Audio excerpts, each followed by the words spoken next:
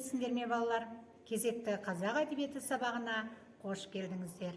Бүгін біз сіздермен бірге Төлен Әбдіковтың қонақтар әңгімесімен таныс боламыз.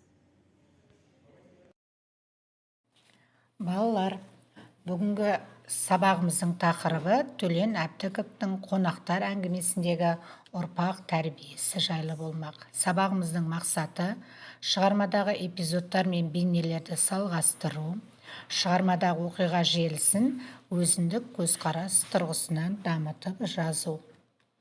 Енді балалар, сабағымыздың басында психологиялық ахуал тудырып алайық.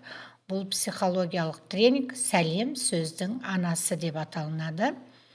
Бірінші, адам бір-бірімен кездескен кезде, яғни ассалаумағалейкум деп оң қолын созып амандасып, сол қолын амандасушының оң жақ иығына қою керек.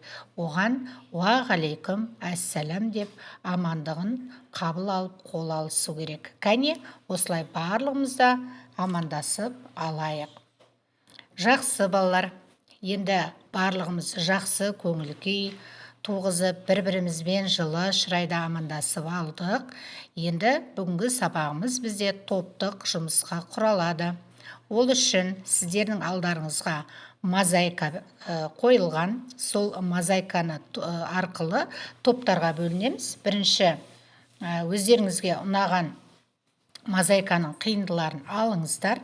Міне оны топтастырып қиюластырған кездеріңізде бірінші топ үй иесі тобы, екіншісі қонақ тобы болып шығады.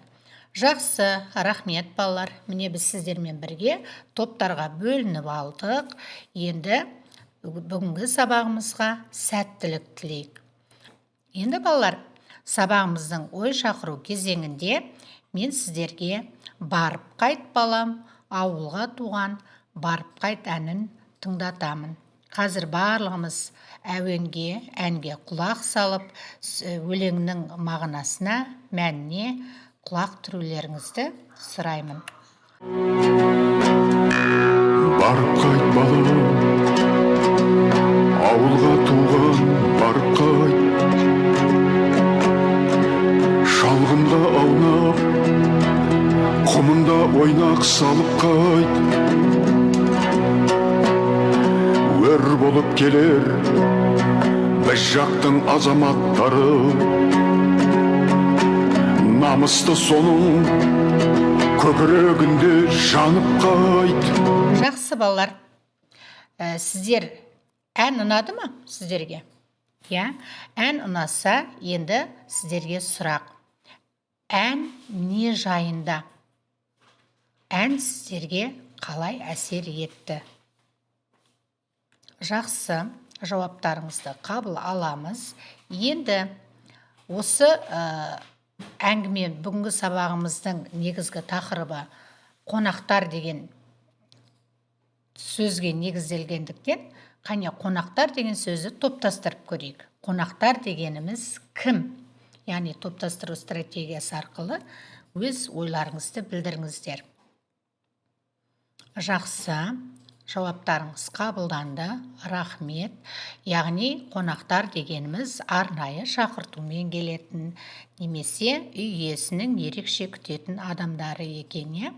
Бүгінгі күнде балалар қонақ болып келетін өзінің ұлдары, қыздары, ата-анасына қонақ ретінде келу әдетке айналып кетті. Яғни ол өз үйіне келген секілді емес, ата-анасына келгенде қонақ сияқты келіп жатыр. Міне бүгінгі біздің көтеретін мәселеміз осы жайында болмақ. Енді бүгінгі сабағымыздың балалары ерекшелігі қонақ күту дәстүрлерінің кезеңдері бойынша түрлі топтық тапсырмалардан өтеміз. Енді біз сіздерге сәлемдесу кезеңінен өттік.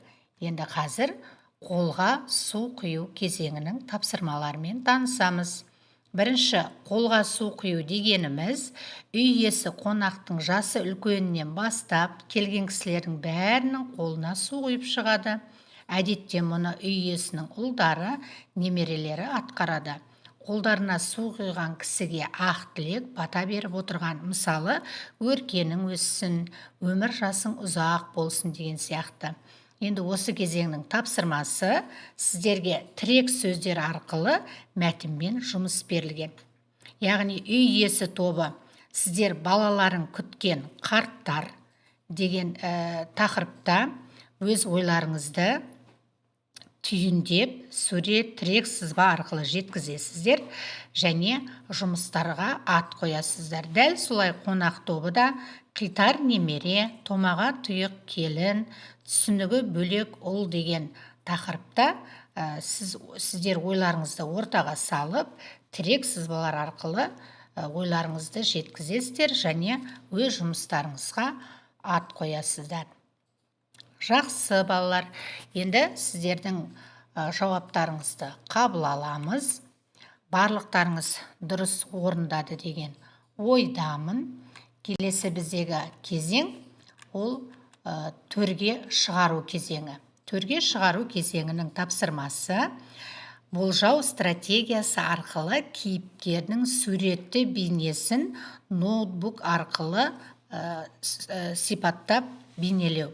Енді төрге шығару дегеніміз не? Ол қандай ғұрып? Қазақ қонағын құдайындай сыйлаған. Қонақ келсе үйге құт, береке келеді деген сенім туған. Келген қонақтың жасы үлкені үйдің төр жағында отырғызылуы шарт. Енді осы кезеңнің тапсырмасы үй иесі тобы сіздерге Ерғабыл қарттың бейнесін, яғни қонақ тобы Сапабектің бейнесін, кітаптан осы кейіпкерлердің бейнесін тауып аласыздар, портретін. Одан кейін ноутбуктан кейіпкердің суретті бейнесін жасайсыздар. Сәттілік сіздерге. Рахмет, бұл тапсырмада сіздерге орындалды деген ойдамын. Келесі сәт бізде балалар кішкене шаршаған шығарсыздар. Сергіту сәті ата-ананың қадірі тақырыбында релакс тыңдайық. Барлығымыз ой түйіп, осы релакс бойынша өзіміздің қорытынды ойымызды түйіп отырайық.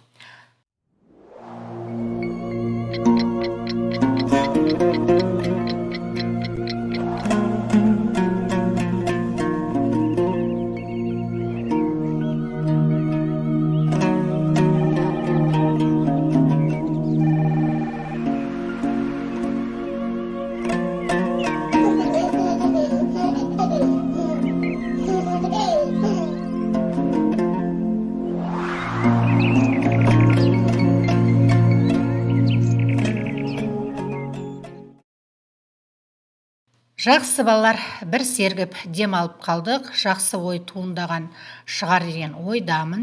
Келесі бізде тапсырма кезеңі амандық сұрау кезеңі. Амандық сұрау кезеңінің тапсырмасы теле көпір әдісі арқылы проблемалық сұрақ жауап жасау. Амандық сұрау дегеніміз үй иесі өз қонағынан жасы үлкен болса, онда бірінші болып амансыз ба деп амандық сұрасады. Қонақ сұрағына жауап беріп, үй иесінен мал жаныңыз аман ба деп сұрайды. Енді бұл кезеңнің тапсырмасы әр топ сұрақ әзірлейді өздері, бір-біріне сұрақ қояды, сұрақтарға жауап береді. Бұл бағалау, яғни дескриптор болып табылады. Жақсы, барлықтарыңызда тапсырманы тиянақты орындады деген ойдамын. Енді бізде келесі топтық тапсырманың кезеңі қонақ кәде сұрау кезеңі деп аталады. Яғни бұл кезеңнің тапсырмасы қонақ тобына кейіпкердің біріне сырласу хат жазу, екінші үй иесі тобына Ерғабыл қарияның отбасында болған жағдайлардың бір сәтін сахналап көрсету. Яғни қонақ кәде сұрау дегеніміз қонақтың өнерін ортаға салуын сұрайтын салт. Яғни бұл бағалау дескрипторына кейіпкердің бірі сырласу хат жазады, шығармадан үзінді алады, үзіндіні сахналап көрсетеді. Келесі кезең, яғни табақ тарту кезеңі. Табақ тарту кезеңінің тапсырмасы біз пікір талас ұйымдастырып жатырмыз сіздермен. Қазақ халқы үшін қарттар үйі қажет пе деген тақырыпта қонақтар тобы сіздер жақтаушы, үй иесі тобы даттаушы топ болып, бір-бірлеріңізбен ой пікір алмасасыздар. Яғни дескрипторы тақырып бойынша пікірлерін әзірлейді, өз пікірлерін ортаға ұсынады. Ал табақ тарту дегеніміз не? Бас табақ жасы үлкен қарттарға, аса сыйлы қонақтарға тартылады. Оған салынатын кәделі мүшелері бас, жамбас, ортан жілік, белдеме, сүбе, қабырға, қойдың ұлтабары, жылқы етінен қазы, қарта, жал, жая салынады. Ал жай табақ дегеніміз ол жастарға, күйеу балаға, жеңгелерге тартылатын табақ. Онда ортан жілік, жауырын, тоқпан жілік, қабырға, омыртқа салынады. Жақсы, табақ тарту кезеңінің тапсырмаларын сіздер тиянақты орындайды деген ойдамын. Иә балалар, бұл тапсырманы сіздер жақсы орындады деген ойдамын. Келесі кезең бізде қонақты аттандыру кезеңі. Бұл кезеңнің тапсырмасы, яғни оқушы білімін бағалау. Топ басшыларының сіздерге үлестірген теңгелерін санау арқылы жүзеге асады. 5-6 теңге жинаған оқушы өте жақсы деген бағамен, 3-4 теңге жинаған оқушы жақсы деген бағамен, 1-2 теңге жинаған оқушы қанағаттанарлық деген бағамен бағаланады. Енді жалпы қонақты аттандыру дегеніміз не? Қонағын аттандырар кезде үй иесі қонағының көңілін жықпай, астына ат мінгізіп, үстіне шапан жауып, қалауын беріп, көріскенше күн жақсы, қош сау болыңыз деп қоштасып, аттандырып салады. Енді балалар, үйге тапсырма жазып алу үшін күнделіктеріңізді алыңыздар. Қонақ тобы сіздерге Сапабекке сырласу хат жазасыздар. Үй иесі тобы Ерекеңе жұбату хат үлгісін жазасыздар. Жазып болсаңыздар, күнделікті шетке қойыңыздар. Енді біздің келесі кезеңіміз, яғни сабақты қорытындылау, кері байланыс кезеңі, бұл сарқыт беру кезеңі деп аталады.